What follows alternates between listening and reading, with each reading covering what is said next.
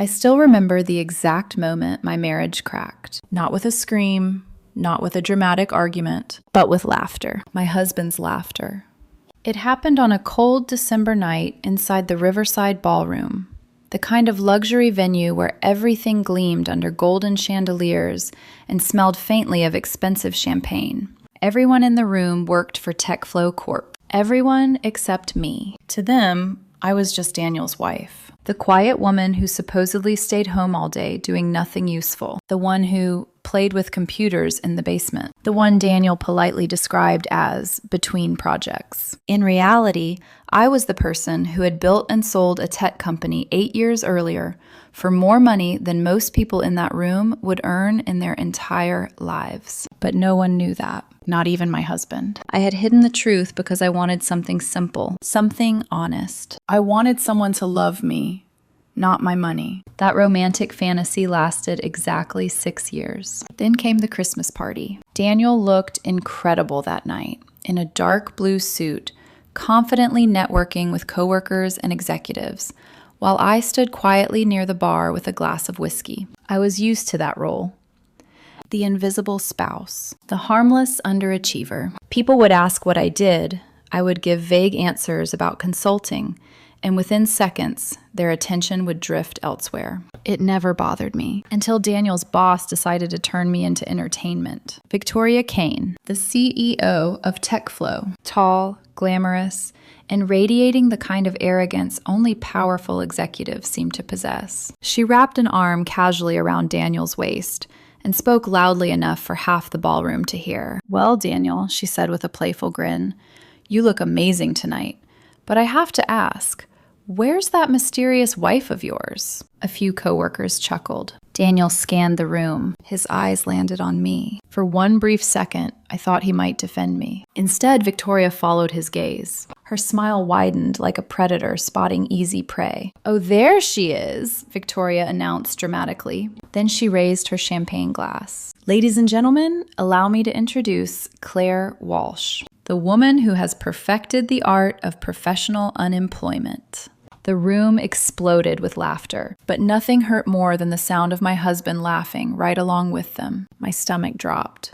Victoria tightened her grip around Daniel's waist like he was a trophy. "You know what Claire is?" she continued. "She's Daniel's little basement pet.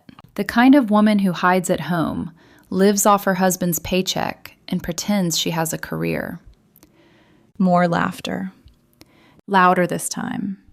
And Daniel, my husband, the man who promised to love me for the rest of his life. He threw his head back and laughed like it was the funniest joke he'd ever heard. That was the moment I realized something terrifying. The man I married had absolutely no idea who I really was. And by the end of that night, his boss was going to learn the hard way. Because the basement pet they were laughing at owned 96% of TechFlow Corporation, and Victoria Kane was about to lose her company. My name is Claire Walsh. I'm 35 years old, and for the last 6 years, I've been married to a man who thought he understood me. Daniel Walsh, 34, ambitious, charismatic, the kind of man who could walk into a room full of strangers and leave with 10 new friends and 3 business contacts. When we first met, he was nothing like the anxious corporate professional he eventually became. Back then, Daniel was just a marketing analyst at a mid-sized tech startup in Seattle, trying to climb his way up the ladder, one late night and PowerPoint presentation at a time. And at that time, I was already quietly rich. But Daniel didn't know that. Almost no one did. 8 years before that Christmas party, I had founded a data analytics startup called DataSphere. It began in a cramped apartment with 2 laptops, too much coffee, and the stubborn belief that our algorithm could change how companies predicted consumer behavior. For 3 years, I worked like a machine. Sleep became optional. Weekends stopped existing. But eventually, the technology worked, really worked. A major Silicon Valley firm acquired the company for an amount of money that still felt surreal whenever I saw the numbers on my investment statements. Enough to retire 3 generations of my family. Enough that I would never have to work again if I didn't want to.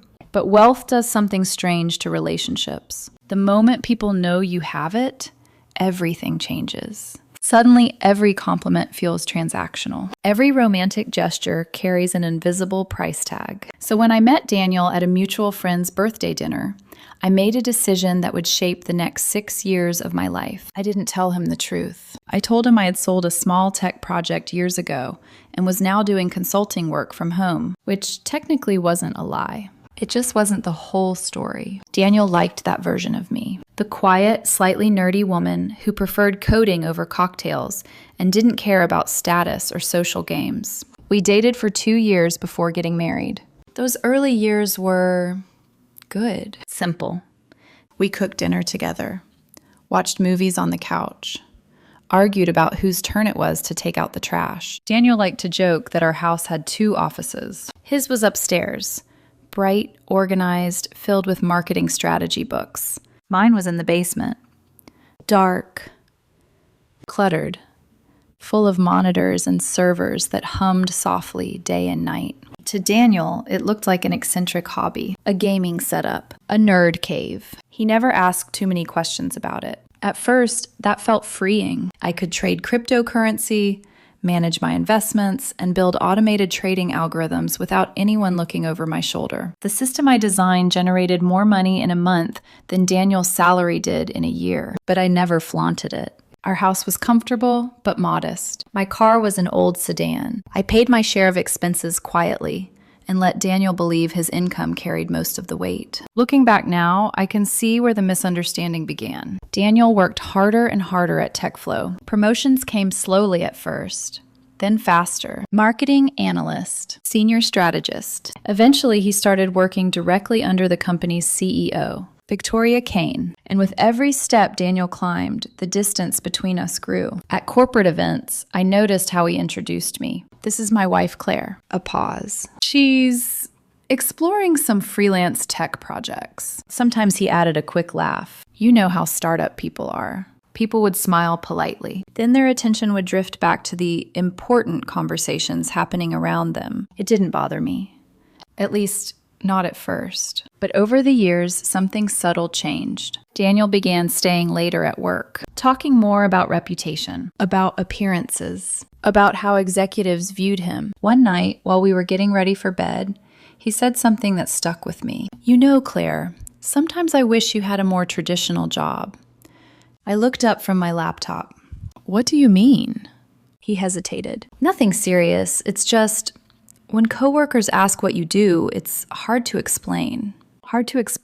I remember smiling faintly. If it embarrasses you, I can start saying I'm a software consultant. He nodded a little too quickly. Yeah, that might sound better. It was a small moment, a tiny crack, but cracks grow. And by the time that Christmas party arrived, my husband had already started believing the story everyone else told about me. That I was just a quiet woman living comfortably off his success. He had no idea that the house we lived in, the life he enjoyed, and even the company he worked for, all existed inside a world I had built long before we ever met. And the truth was about to surface in the worst possible way. If betrayal had arrived all at once, maybe I would have recognized it sooner. Maybe I would have stood up for myself before that Christmas party ever happened. But that's not how marriages usually break. They erode. Quietly. In tiny, deniable moments, a sentence said too lightly, a look held a second too long, a silence where loyalty should have been. That was how it started with Daniel. Not with cruelty, with embarrassment. At first, it was subtle enough to ignore. We would be getting ready for one of his company dinners, and he'd stand in front of the mirror, adjusting his tie, while glancing at me over his shoulder. Are you wearing that? He'd ask casually. I'd look down at my dress. What's wrong with it? Nothing, he'd say too quickly. It's just, TechFlow events are a little more polished. Polished. That word came up a lot. Not brilliant, not kind, not accomplished. Polished. So I started dressing differently for his work functions. Sleeker dresses, more structured coats, more careful makeup. I told myself it wasn't for him. It was just easier than watching him shift uncomfortably beside me when other executive spouses walked in looking like magazine spreads. Then there were the introductions. This is my wife, Claire.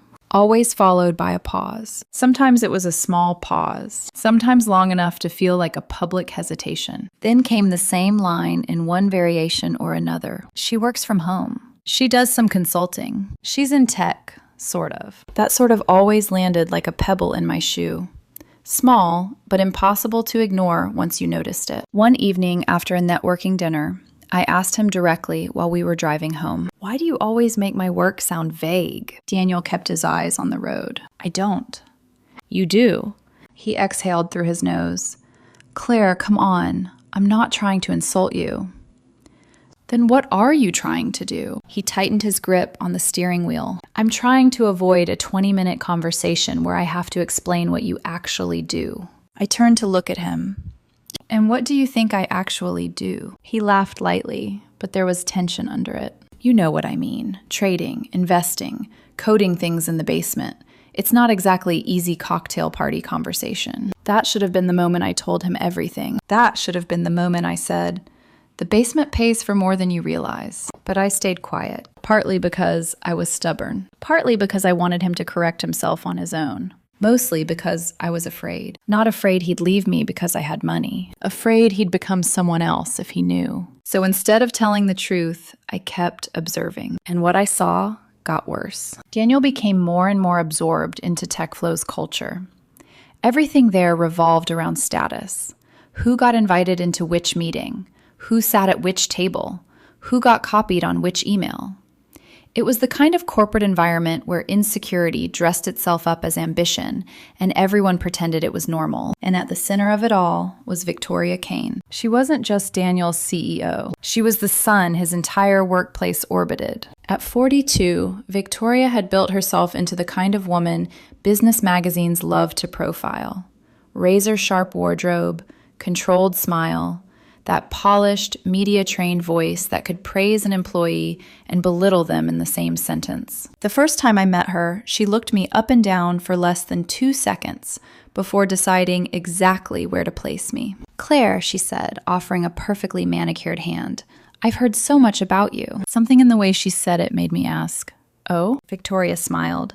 "Daniel says you prefer staying out of the spotlight." Daniel laughed beside her. "That's one way to put it." I smiled back, but something cold settled in my chest. Later that night, after the event, I asked him what exactly he had told her about me. "Nothing bad," he said, already unbuttoning his shirt.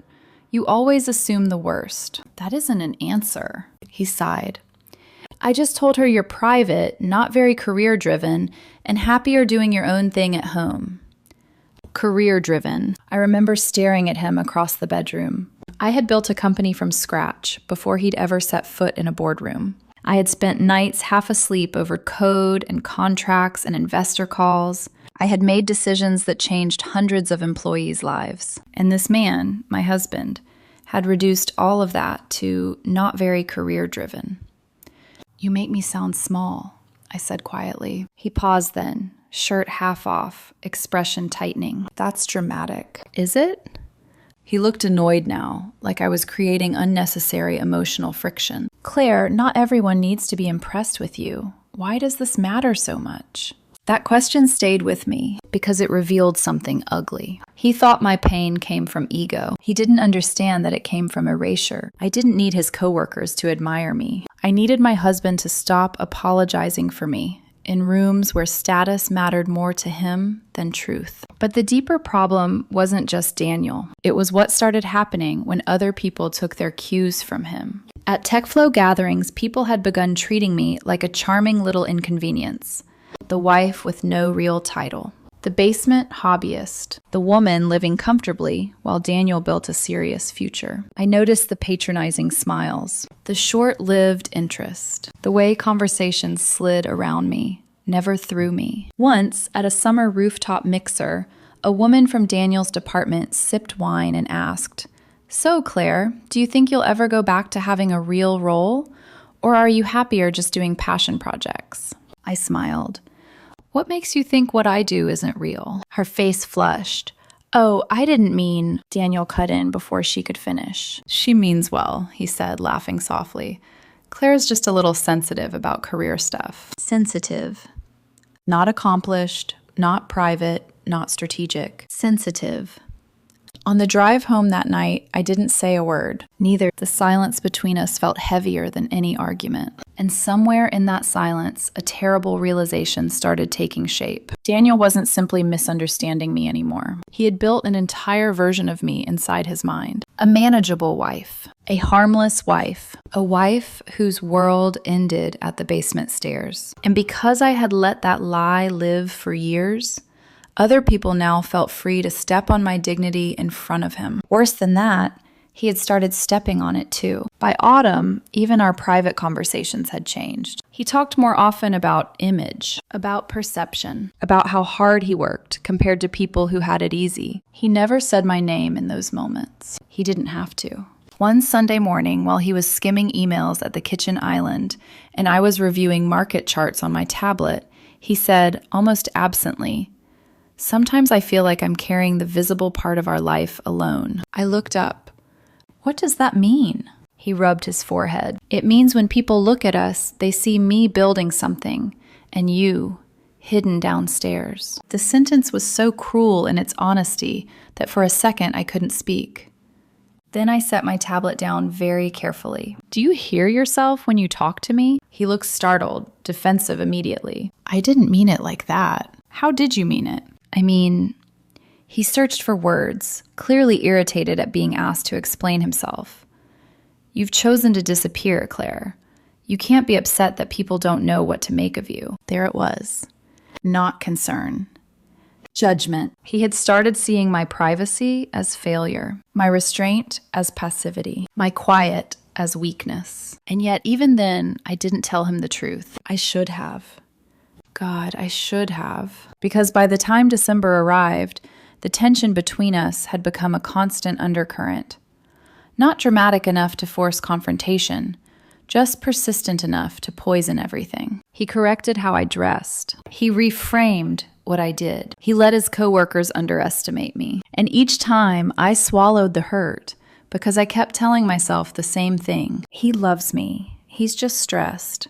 He doesn't understand what he's doing. But misunderstanding has a shelf life. Eventually it becomes a choice. And by the night of TechFlow's Christmas party, that choice had already been made. Victoria only said out loud what Daniel had been quietly believing for a long time, that I was a basement wife, an invisible wife, a woman too small to defend, too vague to respect, and too unimportant to protect. The worst part?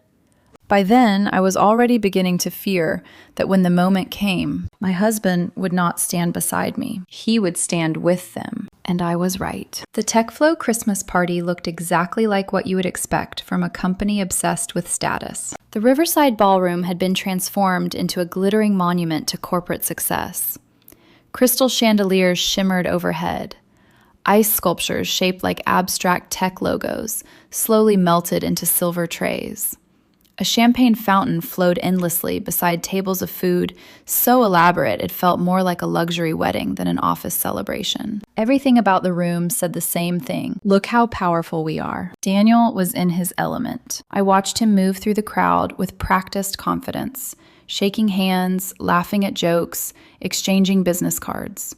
His dark blue suit fit perfectly, and people seemed to gravitate toward him, like he was already part of the executive circle. For a moment, seeing him like that reminded me why I had fallen in love with him in the first place. Daniel had always been ambitious, but ambition can turn into something else when the wrong people shape it. And at TechFlow, the wrong person had a name. Victoria Kane. She entered the ballroom like she owned gravity itself. Tall heels, sharp black dress. The kind of controlled elegance that made every employee instinctively straighten their posture when she walked past. People laughed a little louder around her, listened a little more carefully. Even Daniel changed when she appeared, his body subtly angling toward her as if seeking approval. I stood near the bar with a glass of whiskey, quietly observing the room the way I always did at these events. People assumed I was shy. The truth was simpler. When people think you don't matter, they reveal everything. I noticed the way employees competed for Victoria's attention. The nervous jokes, the quick glances toward her face, checking whether she approved. Corporate power had a strange gravitational pull. Eventually, Daniel drifted toward the center of the ballroom, where Victoria stood surrounded by senior managers. She greeted him with a bright smile. Then, casually, she slipped an arm around his waist. The gesture was small, but it carried a kind of careless familiarity that made something tighten in my chest. "Daniel," she said warmly, "you clean up very well." He laughed. "Thank you, Victoria." She leaned slightly into him. "Though I have to ask, where's that mysterious wife of yours tonight?" The surrounding group chuckled politely. Daniel scanned the room. His eyes found me standing near the bar. For a split second, something flickered across his face. Hesitation. Maybe even guilt? Then it vanished. "Oh, Claire's here somewhere," he said lightly. Victoria followed his gaze. Her eyes landed on me. Her smile widened slowly. The kind of smile people get when they realize the evening has just provided them with unexpected entertainment. "Well," she said loudly, lifting her champagne glass, "we can't let Daniel's better half hide all night." Her voice carried across the room, too loud to be accidental. Conversations began to quiet. Heads turned. And suddenly, dozens of people were looking directly at me. I felt the weight of their curiosity like heat against my skin. Victoria gestured toward me. "Oh, there she is." Then she raised her voice even more. "Ladies and gentlemen, may I introduce Claire Walsh, Daniel's famous wife." The room grew still, and then she delivered the line that changed everything. "The woman who has mastered the fine art of professional unemployment." Laughter erupted instantly. Not polite laughter. Real laughter. The kind people release when they believe they're witnessing something genuinely funny. I felt the sound hit me like a physical force. Some woman near the champagne table actually bent forward laughing. A few people glanced at Daniel, waiting for his reaction. And he smiled.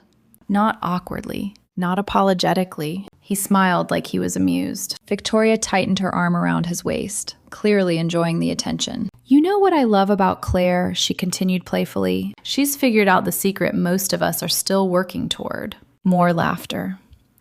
"How to live comfortably without actually working." A man behind Daniel clapped him on the shoulder. "Living the dream, huh?" Victoria leaned closer to Daniel, lowering her voice just enough to sound conspiratorial while still being heard by half the room. "You know what she reminds me of?" She pointed toward the floor. "A basement pet."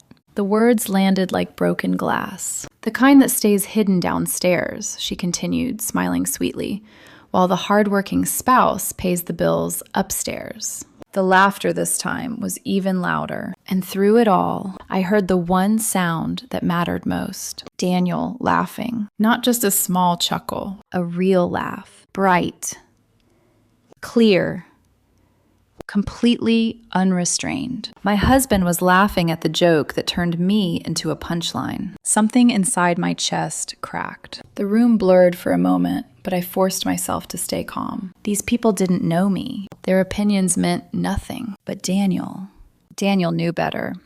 Or at least he should have. I set my glass carefully on the bar. The crystal made a soft clicking sound against the polished surface. Then I began walking toward the center of the room. Conversations faded as people noticed me approaching. The laughter slowly died away. By the time I reached Victoria and Daniel, the ballroom had fallen almost completely silent. Victoria's smile faltered slightly. She hadn't expected me to approach. Daniel looked uncomfortable now. Maybe the joke had gone farther than he intended, or maybe he was just realizing how bad this looked. I stopped directly in front of them. For a few seconds, no one spoke. Dozens of eyes watched, waiting, expecting embarrassment, expecting anger, expecting something dramatic. Instead, I smiled calmly. Then I looked directly at Victoria. "You know what?" I said clearly. "You're absolutely right." Her confidence returned instantly. Of course it did. She thought I was agreeing with the joke. "I do spend a lot of time in the basement." Victoria grinned triumphantly. A few people chuckled again. Then I added the second sentence. "And that's where I keep all the valuable things." She frowned slightly. "What does that?" I met her eyes and finished the sentence. "And you, Victoria, are about to lose 96% of your company." The room went silent. Not quiet, silent.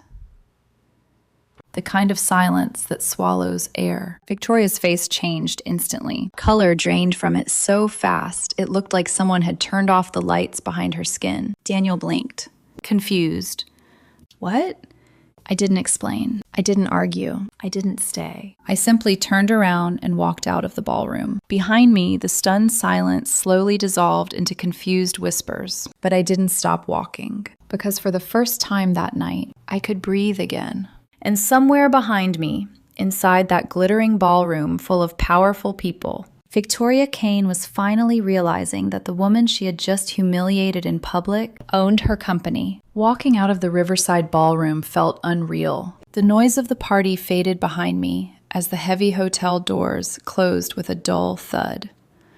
Cold December air rushed against my face, sharp and clean, like the world itself was trying to wake me up from a bad dream. For the first time all evening, I could breathe. My hands were steady, but my chest still felt tight. Not from anger, from something worse, disappointment. 6 years of marriage had just collapsed into a single sound. Daniel laughing. I had almost reached the hotel lobby when I heard hurried footsteps echoing across the marble floor. Claire, wait! Daniel's voice. I kept walking. The sound of his expensive dress shoes striking the floor grew louder. Claire, please stop. Something in his voice sounded desperate now. I slowed. Not because I wanted to hear him, because some stubborn part of me still remembered the man I had fallen in love with. I turned around. Daniel was slightly out of breath when he reached me. His tie was loosened, and his carefully styled hair had begun to fall out of place.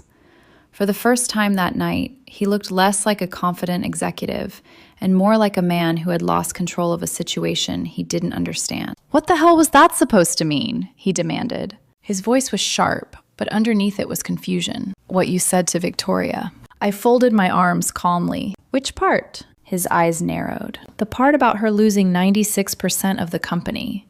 Claire, you can't just say things like that. I couldn't help it. I laughed.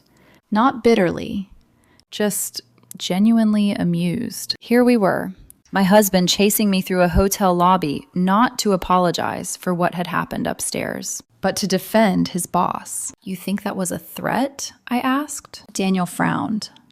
Of course it was a threat. I shook my head slowly. No, that wasn't a threat. It was a promise. His expression changed instantly. Confusion turned into unease. Claire, you're scaring me. Good. The words slipped out quietly, but it landed harder than I expected. Daniel stared at me like he was seeing someone unfamiliar. You're talking crazy, he said carefully. Victoria built TechFlow from the ground up. She owns that company. I tilted my head slightly. Does she? He opened his mouth, closed it again. You can't just walk into a room and say something like that. Do you realize what kind of trouble you could cause? She could what? I interrupted calmly. Sue me? Fire you? Embarrass you? Daniel's jaw tightened. That's not fair, isn't it? I stepped a little closer, because from where I was standing tonight, Daniel, it looked like my husband thought it was hilarious when another woman called me a broke basement pet. For a moment, something flickered across his face. Guilt. But it vanished almost as quickly as it appeared. You're overreacting, he said. The words came too fast, too defensive. It was a joke. I stared at him. A joke? Victoria jokes like that with everyone. It's just her style. Her style is humiliating people in front of a room full of employees. She didn't mean it like that. The absurdity of the situation made my chest feel hollow. So when she said I live off your paycheck, when she called me forgettable, when she called me your basement pet, that was just harmless humor? Daniel ran a hand through his hair. You know how corporate events are. People tease each other. I studied his face carefully. He genuinely believed what he was saying, not because he was cruel, because admitting the truth would force him to confront something much worse, that he had failed the most basic responsibility of a spouse. Standing beside the person you married. You laughed, I said quietly. Daniel looked away. It would have been awkward if I didn't. I felt something inside my chest finally settle. Not anger. Clarity. So that's the calculation now, I said. What calculation? You decided it was better to laugh with your boss than defend your wife. That's not, you chose your career over my dignity. Daniel's eyes flashed. That's ridiculous. Is it? He opened his mouth again, but no words came out, because we both knew exactly what had happened. Silence stretched between us. Then he asked the question that proved everything. What did you mean about the company? I blinked. That's what you're worried about? Of course that's what I'm worried about, he snapped. Claire, if Victoria thinks you're threatening her business, this could destroy my position at TechFlow. There it was again. Not concern for me. Not regret. Career damage. Image. Reputation. I let out a slow breath. You still don't get it. Get what? That the woman you married is not the person you think she is. Daniel frowned.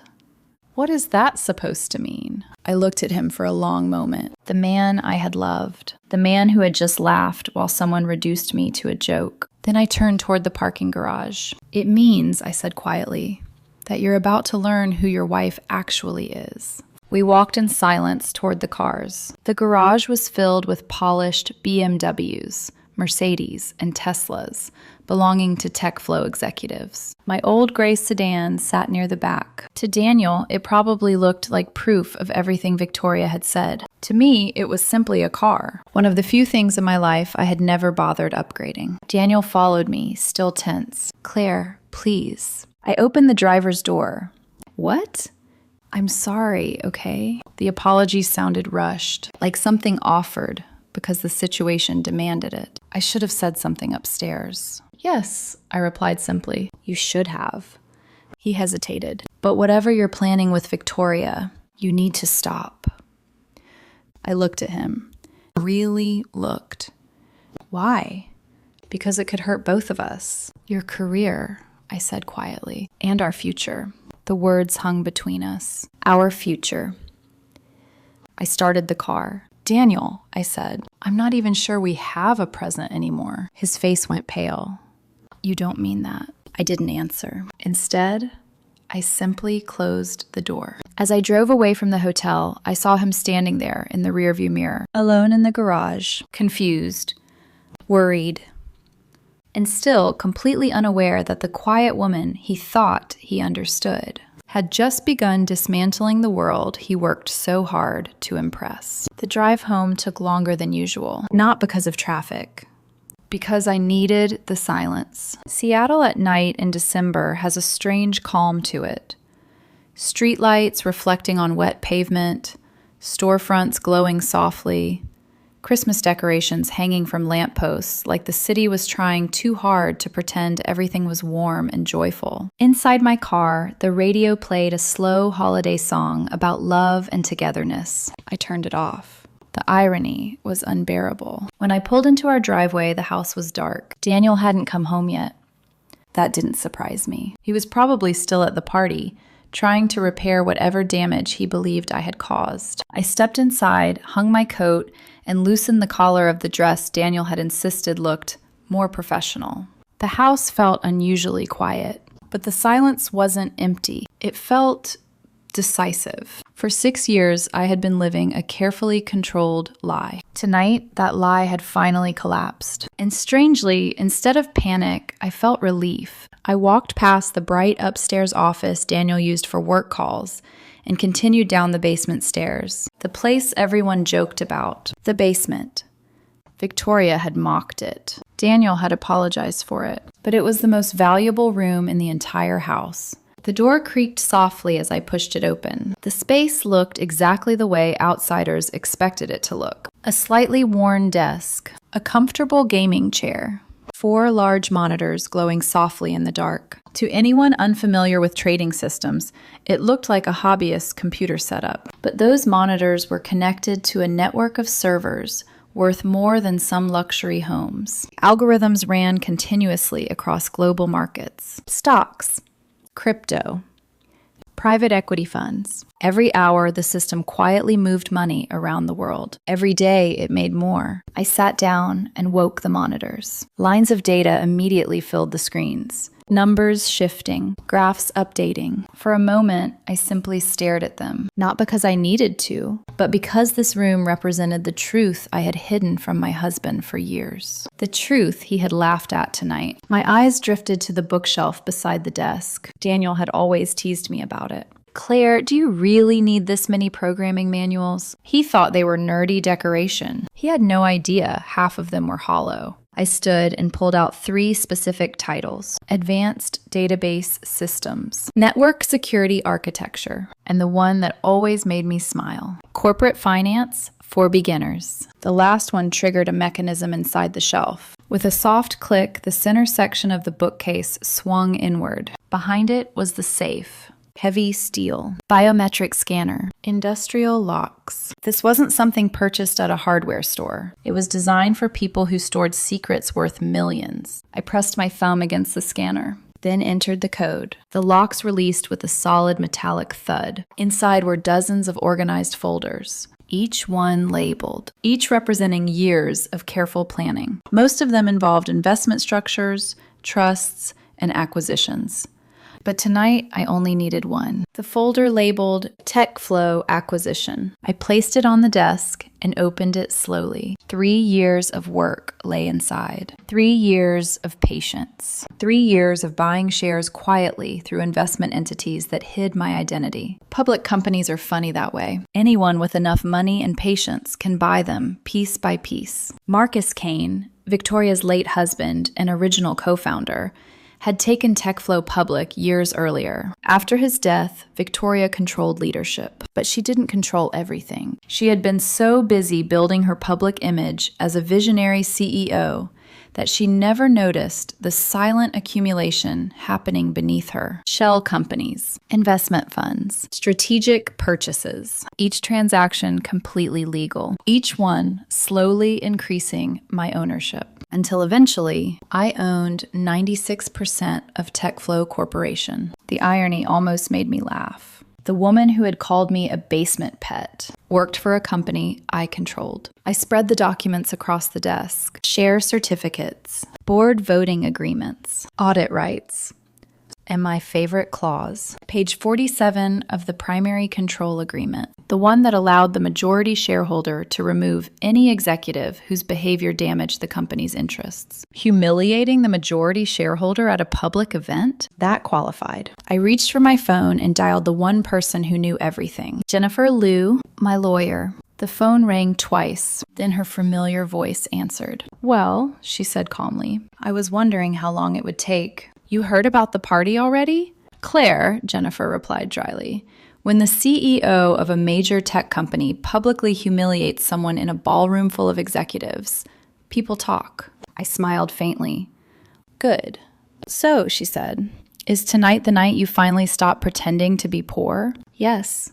There was a pause. Then Jennifer sighed. "Honestly, I'm surprised it took this long." "Me too." "What happened?" I leaned back in my chair. "Victoria called me Daniel's basement pet." Jennifer was silent for a moment. "And Daniel?" "He laughed." Another pause, longer this time. When Jennifer spoke again, her voice had changed. The warmth was still there, but the lawyer had taken over. "All right," she said. "Then I guess we're done playing nice." "Tomorrow morning," I said. "First thing." Already prepared. Of course she was. Jennifer had been helping me structure the TechFlow acquisition from the beginning. "All the paperwork is ready," she continued. "Audit notice filed. Shareholder authority verified. Once we walk into that building, Victoria Kane's career ends." I glanced at the folder on the desk. "Good." Jennifer hesitated. "Claire, are you sure about this?" "Yes. Because once we do this, there's no hiding anymore." "I know. Daniel will find out everything." I stared at the wedding photo sitting on the corner of the desk. 2 people smiling at each other like they understood the world. Daniel should have defended me tonight. Jennifer didn't argue. Instead, she said quietly, "Then I'll see you at TechFlow headquarters at 8. The call ended. The house remained silent. Upstairs, Daniel still hadn't returned. I looked around the basement office one last time. For years, this room had been my refuge, the place where I could control everything, where numbers made sense, where people couldn't misunderstand me. But tonight, something had changed. Tomorrow morning, the woman everyone thought was a quiet basement hobbyist was going to walk into TechFlow headquarters and take control of the entire company. Not out of revenge, but because for the first time in 6 years, I was finally done pretending to be smaller than I really was. I didn't sleep that night. Not really. Sometime around 2 a.m, I heard the front door open. Daniel had finally come home. His footsteps were slow across the hardwood floor. I heard him pause outside the basement door for a moment, as if he was considering coming down to talk. He didn't. A few seconds later, his footsteps moved upstairs. Then the guest bedroom door closed. For the first time in 6 years of marriage, we slept in separate rooms. I stayed in my chair downstairs, watching market data scroll across the monitors, while the house sat in quiet darkness around me. Anger had burned itself out hours earlier. What remained was something heavier. Grief. Not for the company takeover. That decision was easy. But for the marriage that had slowly collapsed without either of us fully noticing. I replayed the scene from the ballroom over and over in my head. Victoria's voice. The laughter. Daniel laughing with everyone else. That sound cut deeper than the insult itself. Because a spouse isn't just a partner. They're supposed to be your shield in rooms where you're vulnerable. And Daniel hadn't just lowered that shield. He had joined the crowd throwing stones. By 4 a.m, the sky outside the basement window had begun to turn gray. I went upstairs quietly. The house still smelled faintly like Daniel's cologne and winter air. In the kitchen, I poured myself a cup of coffee and sat at the table while the world slowly woke up outside. It felt strange, knowing that in a few hours, someone else's life was about to implode. Victoria had built her entire identity around TechFlow. Power, authority, control. And today, she was going to learn something brutal. Power doesn't always sit in the center of the room. Sometimes it's standing quietly in the corner, waiting. At 7 o'clock, I finally went upstairs to shower and change. If I was going to walk into TechFlow headquarters and dismantle its leadership structure, I wasn't going to do it in yesterday's dress. I chose a black suit I rarely wore. Elegant, professional, simple. The kind of clothing that made people take you seriously without needing to announce why. When I came downstairs again, Daniel was already awake. He stood in the kitchen holding a cup of coffee, staring at his phone. His hair was messy. Dark circles lined his eyes. He looked like a man who had spent the entire night fielding calls from nervous coworkers. When he noticed me, his expression shifted instantly. Concern, confusion, fear. Claire, he said carefully, we need to talk. I sat down across from him at the kitchen island. I figured. He set his phone on the counter. My entire department has been calling me since 6 this morning. I nodded calmly. I'm not surprised. Victoria called 3 times. That didn't surprise me either. And she wants to know what you meant last night. I meant exactly what I said. Daniel rubbed his face. Claire, please stop doing this. Doing what? Speaking in riddles. His frustration was obvious now. People are asking me questions I can't answer. What questions? Like how my wife somehow thinks she owns 96% of TechFlow. Silence settled between us. Daniel studied my face carefully. Waiting. Watching. Then slowly his expression began to change because I wasn't laughing. I wasn't embarrassed. I wasn't correcting the statement. Claire, he said slowly. What did you do? I took a sip of coffee. Nothing illegal. That's not funny. I'm not joking. His breathing became shallow. You can't be serious. I placed my cup down carefully. For 3 years, I said quietly, I've been purchasing TechFlow stock through investment entities. Daniel stared at me like I had just spoken another language. That's not possible. Why not? Because you don't have that kind of money. I held his gaze. That was the moment the truth finally collided with the version of reality he had been living in. You really believe that? I said softly. Daniel blinked. What? You genuinely think I've been living off your salary? His voice grew defensive. Well, haven't you? The silence after that sentence felt enormous. 6 years. 6 years of marriage. And he still believed that. Not because I had told him directly, but because he had built that assumption and never once questioned it. I exhaled slowly. Daniel, 8 years ago, I sold a company called DataSphere. He frowned. You told me that. What I didn't tell you was how much it sold for. His eyes narrowed. How much? I watched the realization slowly begin to form behind his eyes. Enough to buy TechFlow. The words landed in the room like a dropped glass. Daniel laughed. A short, disbelieving sound. That's not funny. I'm not joking. You're serious? Yes. His face drained of color. You're telling me that you've been secretly buying the company I work for 3 years. Why didn't you tell me? The question sounded almost wounded. I tilted my head slightly. Would you have believed me? He didn't answer, because we both knew the truth. 6 months ago, if I had told him I owned TechFlow, he would have laughed exactly the way Victoria had. Daniel sank slowly into the kitchen chair. This can't be real. It is. What about Victoria? You mean the CEO who called me your basement pet in front of 200 people? He closed his eyes. Claire. She's about to lose her job. He stared at me again. This time there was something new in his expression. Fear. Not of me. Of the consequences. You're going to destroy my entire workplace. No, I corrected quietly. I'm going to fix it. Daniel ran both hands through his hair. You don't understand what this is going to do to me. I raised an eyebrow. Last night you were laughing when your boss humiliated your wife. That was different. Was it? Yes. His voice cracked slightly. I didn't know. Exactly. The words came out softer than I expected. You didn't know who your wife was. Daniel's shoulders slumped. For the first time since the argument began, he looked genuinely ashamed. I should have defended you. Yes, I know. The silence between us filled the kitchen again. Then he asked quietly, what happens now? I stood up. I'm going to TechFlow headquarters. Today? Now. Daniel looked terrified. You're serious? Yes. What are you going to do? I picked up my car keys. The same thing Victoria did last night. And what's that? I looked at him calmly. I'm going to remind everyone in the room who actually holds the power. TechFlow headquarters looked exactly the way I remembered it. Glass. Steel.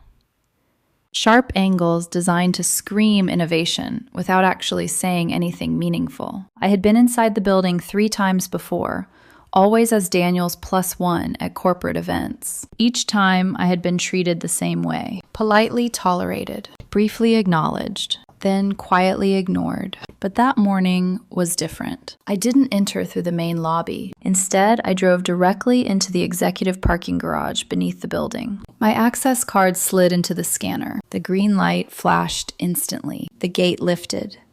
I drove inside slowly. Daniel had no idea this card existed. I'd had it created years earlier through one of the corporate entities used to acquire TechFlow shares. At the time, it had simply been a precaution. Now it felt like destiny. I parked near the elevator and stepped out. For a moment, I stood still, listening to the distant hum of the building waking up for the day. Employees arriving, meetings beginning, coffee machines buzzing, thousands of tiny routines continuing as if nothing had changed. But something had changed. They just didn't know it yet. The elevator carried me to the executive floor. When the doors opened, the first person I saw was Patricia Wells, Victoria's executive assistant. Patricia was the unofficial information hub of the entire company. If gossip existed within TechFlow, Patricia knew it before anyone else. She looked up from her desk as I approached. Recognition flickered across her face immediately. Mrs. Walsh? Her voice carried equal parts confusion and concern. I'm sorry, but Mr. Kane isn't expecting visitors this morning. Victoria Kane, I corrected gently. Patricia blinked. Yes, of course, Miss Kane. I know she isn't expecting me. I smiled politely. That's part of the problem. Patricia looked even more confused now. Before she could ask another question, the sound of approaching footsteps echoed across the marble floor. I turned. Jennifer Liu stepped around the corner. Behind her were 2 men in dark suits carrying leather briefcases. Audit specialists. The kind of professionals who only appear when someone's day is about to get very, very bad. Jennifer smiled slightly when she saw me. "Good morning, Claire." "Good morning."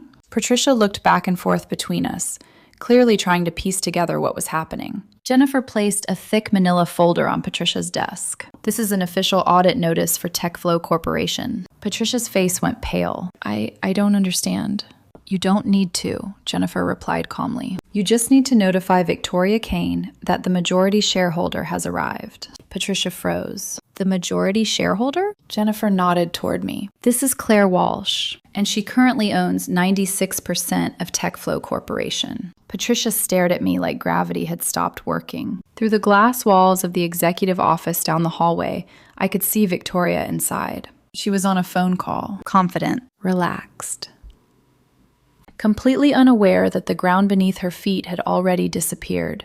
Jennifer nodded toward the office. "Shall we?" We walked down the hallway together. Every step echoed across the polished floor. By the time we reached Victoria's office, several employees had already begun peeking out of nearby conference rooms. Curiosity spreads quickly in corporate environments. Jennifer didn't knock. She opened the door. Victoria Kane stood behind her massive desk, mid-conversation. "No, I told the board we'll handle the situation today." She stopped when she saw us. Her expression hardened instantly. "Well," she said coolly, "Claire Walsh, I was wondering if you'd show up." Her eyes flicked toward Jennifer. "And who exactly are you?" "Jennifer Liu," Jennifer said calmly. "Attorney for Ms. Walsh." Victoria's lips curled slightly. "Your wife apparently thinks she owns my company." I walked slowly toward the desk. "Not thinks, does." Victoria laughed. Short, sharp. "Claire, last night's little outburst was embarrassing enough. You don't need to humiliate yourself further." Jennifer opened the folder and began placing documents across the desk. Share certificates, transfer records, corporate voting agreements. Victoria's smile slowly faded. "What is this?" "These," Jennifer said calmly, "are the legal documents confirming Claire Walsh's majority ownership of TechFlow Corporation." Victoria picked up one of the pages. Her eyes scanned the text. Then another. And another. Color drained from her face with every document. "That's impossible." "Actually," I said quietly, "it's extremely possible. For the past 3 years, investment funds controlled by me have been purchasing TechFlow shares." Victoria's voice rose. "I never authorized that." "You don't authorize who buys stock in a public company." Jennifer folded her hands calmly. "That's the beauty of the market." Victoria looked between us. Her breathing had changed. Faster. Shallow. "This is a hostile takeover." "Technically," Jennifer replied, "it's just majority ownership." Victoria slammed the documents onto the desk. "I'm the CEO." "You were," I corrected gently. She stared at me. "What?" Jennifer turned another page toward her. "Page 47 of the Executive Conduct Agreement." Victoria read the lines silently. Her face turned white. "You humiliated the majority shareholder of your company in front of hundreds of employees," Jennifer explained. "That qualifies as behavior damaging to corporate interests." Victoria looked up slowly. "You're firing me." "Yes." The word echoed quietly across the office. "You can't do this," she whispered.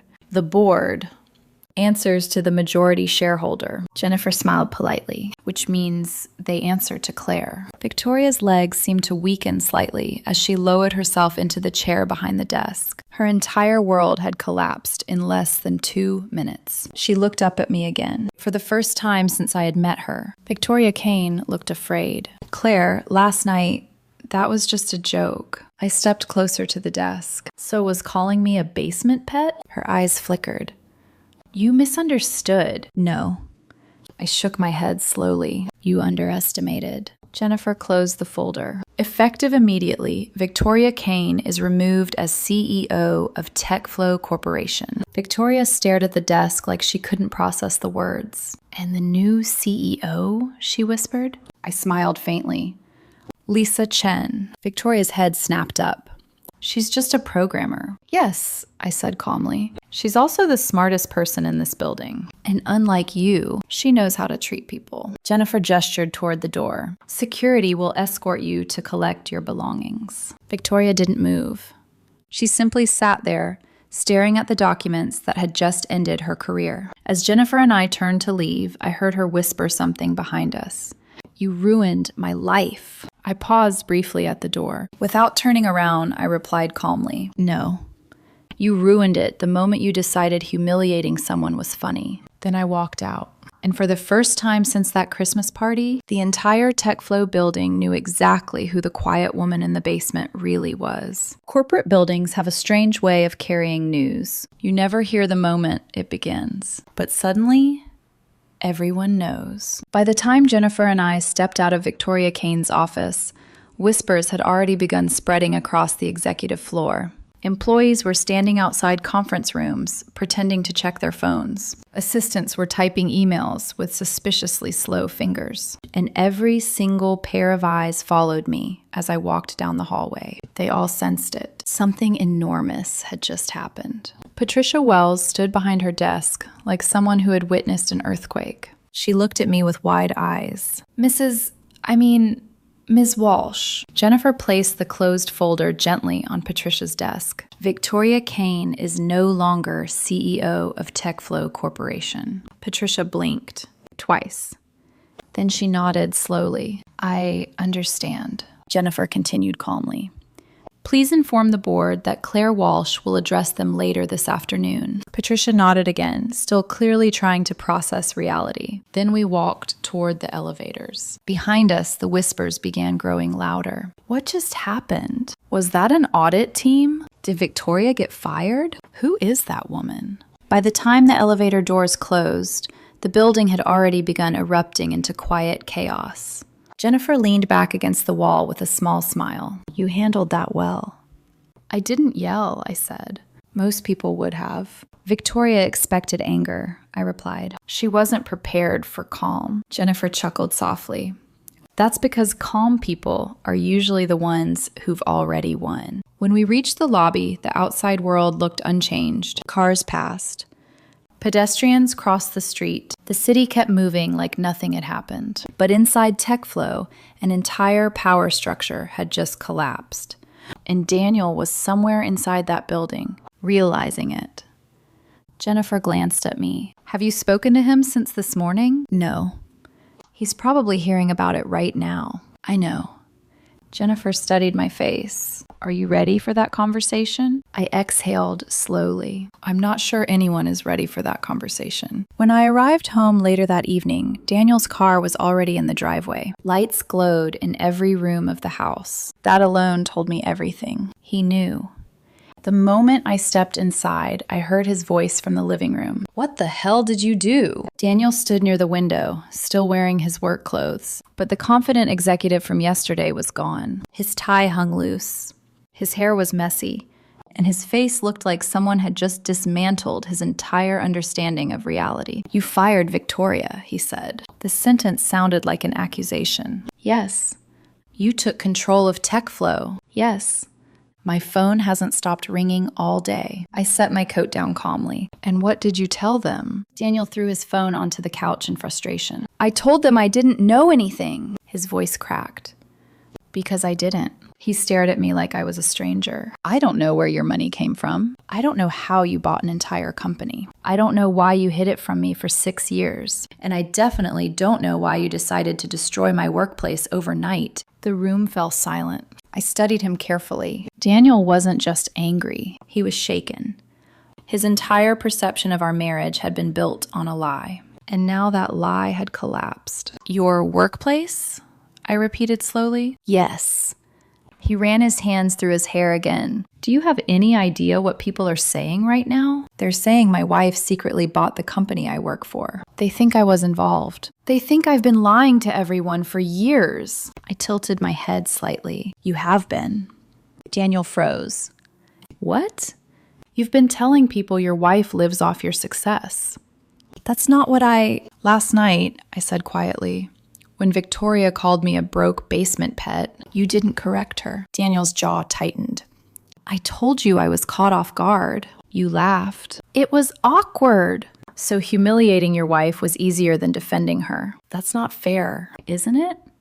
Silence filled the living room. Daniel looked down at the floor. For the first time since the argument started, the anger in his posture softened slightly. I messed up, he admitted quietly. Yes.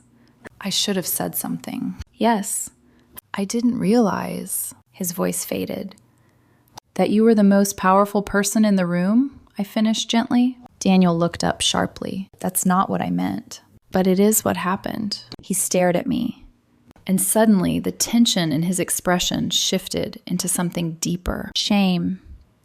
I made you look small, he said quietly. You tried to. The words weren't cruel, just honest. Daniel swallowed. I didn't know who you really were. That's true, but you never told me either. For a moment, I didn't answer, because that part was also true. I wanted someone to love me for who I am, I said finally. Not what I own. Daniel let out a tired breath. So you let me believe you were nothing. I let you decide what I was. He sat down slowly on the couch. That makes me look like an idiot. No, I said gently. It makes you human. He rubbed his eyes. I laughed at the woman who owns my company. Yes. And now the entire office knows. Yes. Daniel shook his head slowly. I don't even know how to face them tomorrow. For a moment, I actually felt sympathy. Then I remembered the ballroom, the laughter.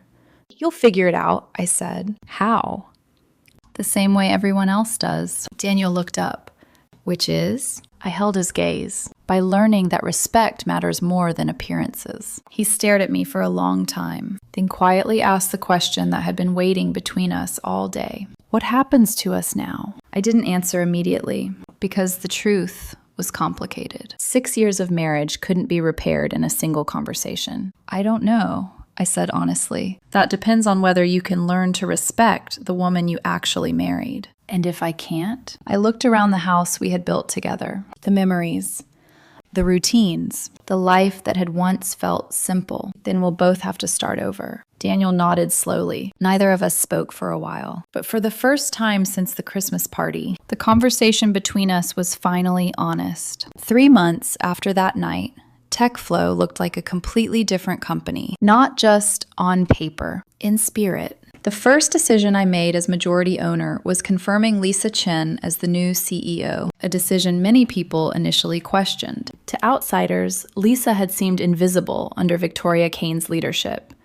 She had been one of the company's senior engineers, brilliant, disciplined, and quietly responsible for several of TechFlow's most important innovations. But Victoria had never allowed her into the spotlight, because Lisa didn't play political games. She just solved problems. And as it turned out, that was exactly what TechFlow needed. Under Lisa's leadership, the atmosphere inside the company changed almost immediately. Meetings became discussions instead of performances. Ideas mattered more than hierarchy. Employees who had spent years feeling ignored suddenly found themselves being listened to. Within 3 months, revenue had increased nearly 40%. More importantly, people actually wanted to work there again. Several talented engineers who had left during Victoria's reign even returned. TechFlow stopped feeling like a kingdom. It started feeling like a company again. As for me, I no longer hid in the basement. The trading systems were still running.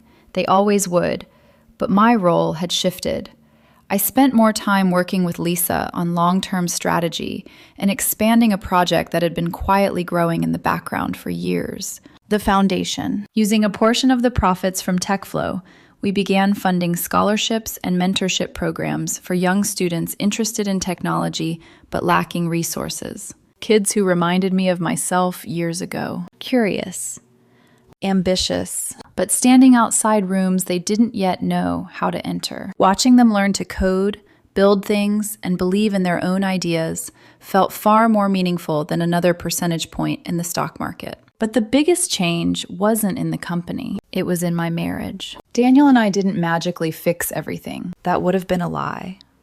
The weeks after the Christmas party were difficult. Some nights we barely spoke. Other nights we talked for hours. About assumptions. About pride. About the dangerous ways people slowly stop seeing the person standing right in front of them. We started marriage counseling. Not because everything was broken beyond repair, but because neither of us wanted to keep pretending things were fine when they weren't. Daniel took a leave of absence from TechFlow for a while. The embarrassment of the situation had hit him hard. His coworkers knew the story. Everyone did. He had laughed when his boss humiliated the woman who secretly owned the company. That's the kind of story corporate offices never forget. But something surprising happened during that break. Without the constant pressure of office politics and status competition, Daniel slowly started becoming the man I remembered from our early years. Curious again, humble again. He began volunteering at the foundation with me, helping teenagers learn the basics of marketing and entrepreneurship. Watching him explain business ideas to kids who had never imagined themselves starting companies was strangely comforting. Because in those moments, he wasn't trying to impress anyone. He was just helping, which was the man I had fallen in love with. Our relationship is still rebuilding. Some days are easy. Some days are painful. But at least now we actually know each other. Not the polished versions.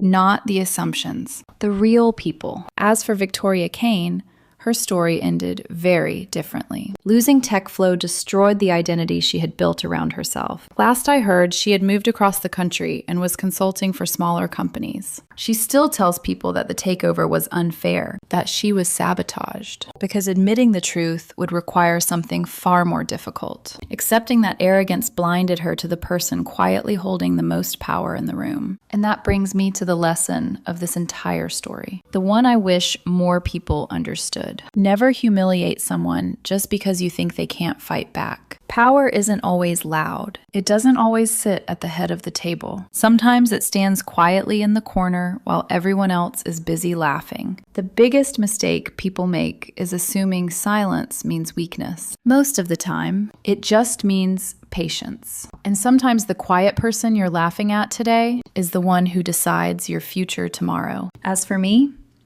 I'm still working, still building, still learning.